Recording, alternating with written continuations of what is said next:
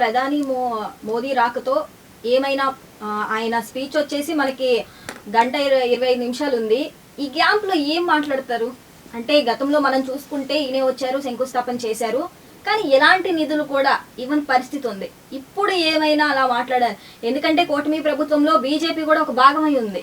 కేంద్రంతో మాట్లాడి నిధులు తేవచ్చు, కానీ అలాంటిది ఏమైనా చేస్తాడా ఇప్పుడు? లేదంటే గతంలో వచ్చి శంకుస్థాపన చేసి మట్టి ఇచ్చి వెళ్ళిపోతారా? అలా ఏమైనా జరిగిద్దా?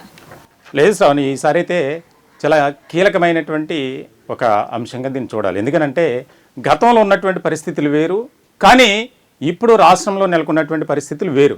దానికి ముఖ్యమైనటువంటి కారణం ఏంటంటే గతంలో ఈ యొక్క కూటమి ఈ రకంగా లేదు, అలాగే మిత్రబంధంగా ఉన్నప్పటికీ కూడా ఒక కీలకమైనటువంటి అంశంగా దీన్ని మనం అర్థం చేసుకోవాలి. ఎలా అంటే ఎప్పుడైతే గతంలో నామమాత్రంగా ఈ అమరావతి నిర్మాణం కానీ పోలవరం ప్రాజెక్టుకు సంబంధించి కొంత జాప్యం జరిగిన మాట వాస్తవమే.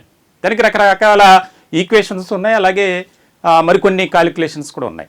సో రాజకీయంగా ఇప్పుడు ఎన్డీఏలో కీలకమైనటువంటి భాగస్వామిగా తెలుగుదేశం పార్టీ ఉంది. అలానే కేంద్రంలో పూర్తి స్థాయి మెజార్టీతో ప్రభుత్వాన్ని ఏర్పాటు చేసిందా భారతీయ జనతా పార్టీ అంటే లేదు. ఇక్కడ ఆ అంశాన్ని కూడా మనం జత పెట్టి చూడాలి.